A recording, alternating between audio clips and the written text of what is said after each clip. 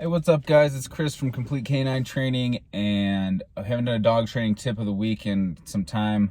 A little company update. We've been extremely busy. We're in the process of putting up a new facility.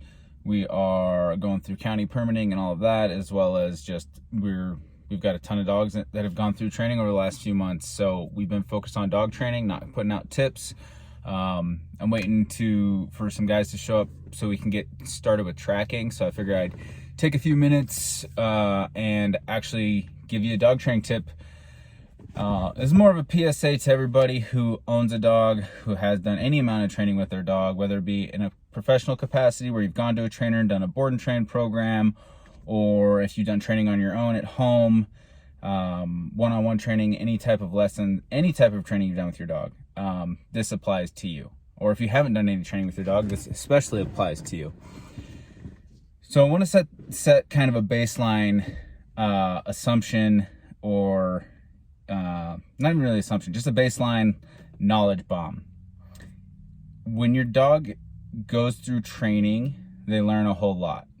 Just like when you go through high school.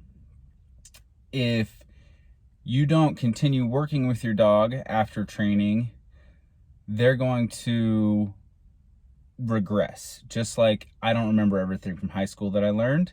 I have that information is somewhere in my brain, but it's moved to the back because I have more important things and more pressing things.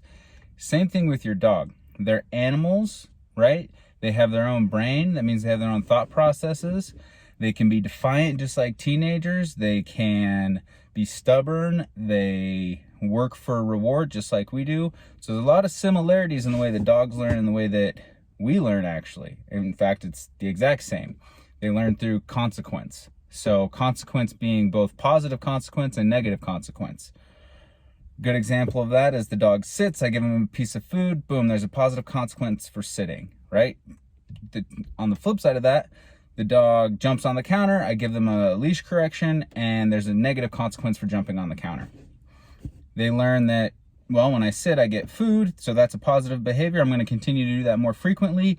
And on the flip side, they learn, hey, when I jump on the counter, I get corrected. That's an unpleasant experience, so I'm going to do that less frequently in the ideal world, right? And it would take one rep for the dog to be perfect, and, you know, we'd only have to correct the dog one time.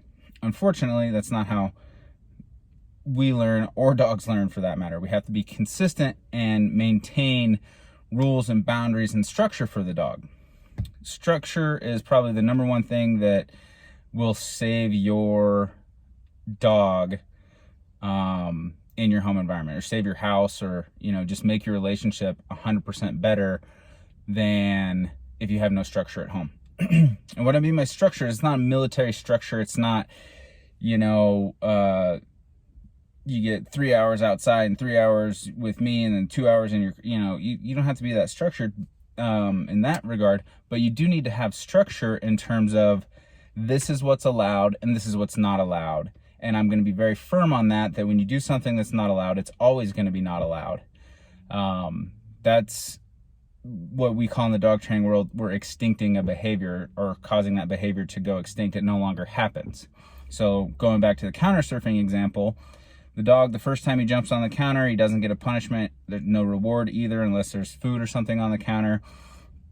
Now, depending on the situation, he's gonna get a reward, or there's gonna be no benefit to it. If there's a reward, like food on the counter, he's more likely to do it again. So if there's no benefit, it's kind of a neutral. Whereas if there's a negative consequence, he's gonna learn that doesn't benefit me in any way, shape, or form.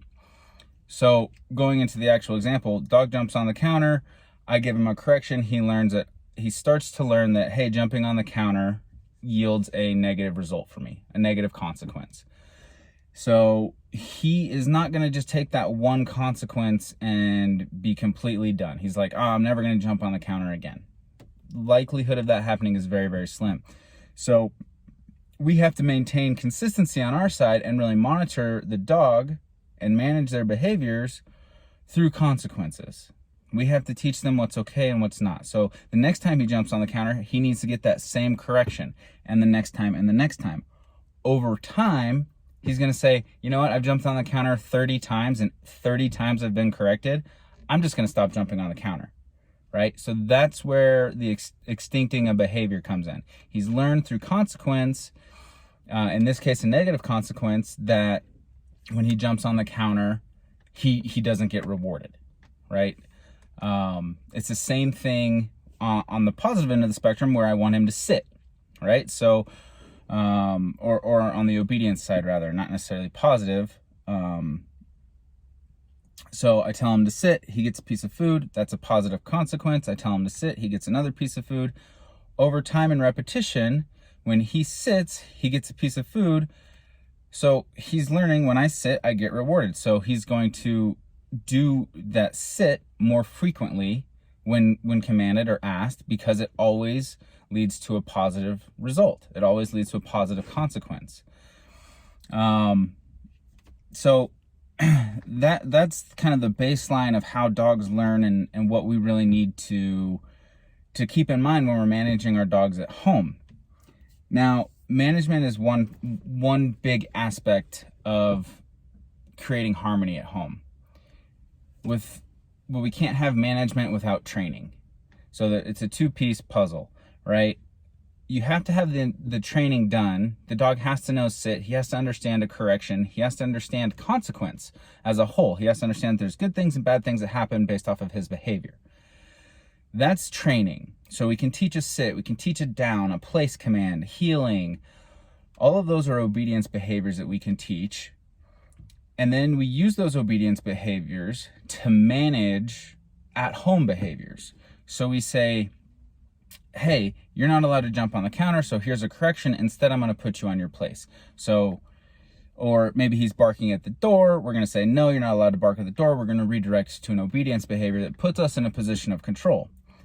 The dog needs to learn that he doesn't get just to do whatever he wants at any time he wants, because what that's going to do is going to lend to a lot of conflict at home with the family members, with the dog owners, with your neighbors if the dog's going crazy, the mailman, the UPS guy. Everybody wants a well-behaved and well-mannered dog. We do that through both training and management. We use our training commands and obedience to manage the dog, and then together, both of those also train the dog on how to interact with their home environment. When we couple those together, it teaches them what's allowed and what's not allowed, behaviorally, jumping, barking, counter surfing, some of the trash digging, those problems that we typically see. And it's a never-ending process, unfortunately. It's not. I've never had a dog, I've never trained a dog that we've gone through training, we've implemented some management at home, and the dog never pushes back another day in their life. It's not feasible, it's not reality. Dogs have a brain and they want what they want. They work to please themselves, right? So if I put a piece of ham up on the countertop, even after 2 years of teaching that dog he's not allowed to take that ham, and he hasn't jumped on the counter in 2 years, which has been great, but I put something up there and I leave the room, I might trust my dog, but that doesn't mean that ham is going to be there when I get back. It could very well be gone, because he's like, hey, look, nobody's around to correct me. I see my opportunity and I'm going to take it. That's dogs. Humans do the same thing. We can be corrected for something over and over again, but if we see an opportunity, it goes through our mind, maybe I'll try it again. Dogs do the same thing. So when we really got to remember to continually work with our dogs.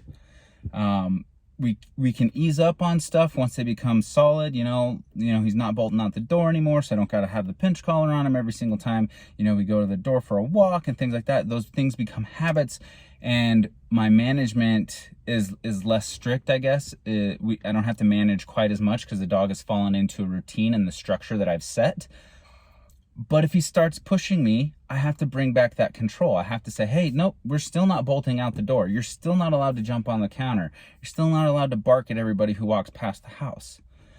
So it's a never-ending process. And the best way to make sure that this process, or that the dogs don't regress back into their previous behaviors or start developing those bad behaviors back is to just incorporate obedience into your daily routine. Every day, you're going to put the dog into a sit before you walk out of the door. At first, you're going to have to use corrections and luring, and you're going to have to really teach and manage those behaviors. Over time, I can start getting away from the management of that training and just start saying, okay, this is what's expected, and the dog understands that, so I can ease up on the corrections, I can ease up on the reward. The dog doesn't need all that extra motivation to do those behaviors because it's become second nature, because that's always what we do. We always walk to the door, I always sit, and then we go outside. If you maintain that, and it's really simple, I walk up to the door, say sit, and the dog does it. And I do that every single time I walk out the door. It becomes habit, and habits are really hard to break. Not impossible, but when a dog goes and starts pushing and starting to break those habits, I have to remind him that that's still not allowed. So we use training to create the obedience behaviors. We use management with those behaviors to manage the overall dog in our home environment or out in public or wherever we might be. And we incorporate that into our daily way of life on a continual basis. That way the dog stays sharp on all the obedience, the dog stays sharp on manners, the dog stays sharp on what's allowed and what's not, and we don't end up with a dog that's gone through a training program, and then 2 years later the dog is right back to square one because the owners didn't follow through, or because I got lazy and I stopped making the dog sit before I go out the door, things like that. So that's really what we've got to, we got to start implementing these things into our daily lives. The last point I want to touch on is, a pretty big point, and I think I've made the point, but I really want to drive it home with this, is when your dog goes through a training program, whether it be a 2-week training program, a 6-month training program, a year-long training program, when you get that dog back, or maybe you're doing one-on-one lessons or whatever, if you, as the owner of the dog, do not follow through and you do not maintain the structure and rules that the dog has been trained with in training, you're wasting your time and you're wasting your money, and you're going to have a dog that reverts back to their previous behaviors because you're not following through on your end. This is something, as a dog trainer, I work with my dogs every day on, just living life. They sit every time before we go out the door. They sit before they get fed.